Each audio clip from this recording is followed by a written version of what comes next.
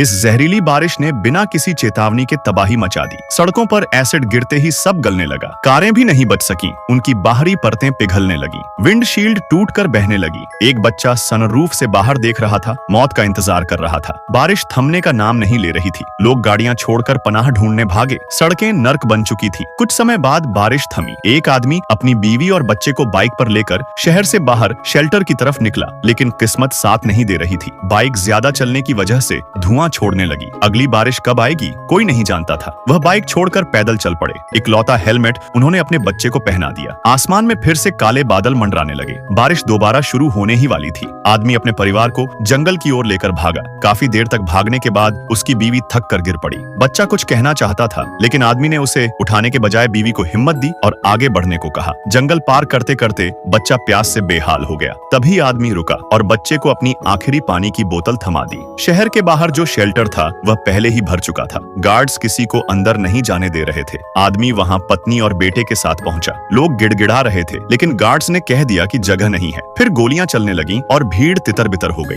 बच्चा अब बेहद निर्जलित था। आदमी ने जमीन से एक प्लास्टिक की बोतल उठाई और कहा, तुम दोनों चलते रहो, मैं पानी ढूंढ कर आता हूँ। वह अकेला दौड़ने लगा। आखिरकार एक घर मिला। दरवाजा तोड़ते हुए अंदर घुस गया और नल से बोतल भरने लगा। तभी एक आदमी बंदूक लेकर सामने आ गया। वह कांपते हुए बोला, बस पानी चाहिए। जब उसने अपने परिवार की बात बताई तो घर के मालिक ने उसे नीचे बेसमेंट में पनाह देने की पेशकश की। वहाँ सिर्फ एक जगह बची थी। आदमी कांपते हुए खड़ा हुआ। वह जानता था कि अंदर रहना मतलब बच जाना, लेकिन उसका परिवार अभी भी उसका इंतजार कर रहा था। बाहर अंधेरे बादल और पास आ गए थे। माँ बेटे को लेकर चलती रही। तभी बच्चा हेलमेट उतारकर चिल्लाया, पापा को क्यों नहीं रोका? माँ खामोश थी। तभी दूर से एक चीख सुनाई दी। जहरीली बारिश शुरू हो चुकी थी। दोनों एक दूसरे से लिपट गए। तभी वही आदमी दौड़ता हुआ आया। उसने बेटे को दोबारा हेलमेट पहनाया और पूरे परिवार को लेकर जंगल में भागा। रास्ते में उसे एक लोहे की शीट मिली। उसने उसे ऊपर पकड़कर पूरे परिवार को बारिश से बचाया। बारिश तेज होती गई। उसके शरीर पर तेज जलन होने लगी, लेकिन वह रुका नहीं। उसके हाथ जल गए। चेहरा पहचान में नहीं आ रहा था, लेकिन उसने हार नहीं मानी। आगे एक गुफा दिखाई दी। आखिरी सांसों में उसने अपने परिवार को उसमें धकेला। फिर वह वहीं गिर गया, हमेशा के लिए। औरत ने उसके जले हुए कपड़े हटाए, बेटे को गले से लगाया और फूट फूट कर रोने लगी। तभी गुफा की दीवारों से एसिड रिसने लगा। माँ बेटे को आगे धकेलती रही। गुफा गिरने लगी। माँ ने अपना शरीर दीवार के नीचे लगा दिया ताकि बेटा रेंगता रहे और फिर गुफा ढह गई। माँ वहीं दफन हो गई। बच्चा रेंगते रेंगते बाहर निकला। बारिश अब थम चुकी थी। सामने था बर्बादी का मंजर। अब उसके पास माँ बाप नहीं थे। वो अकेला कैसे जिएगा?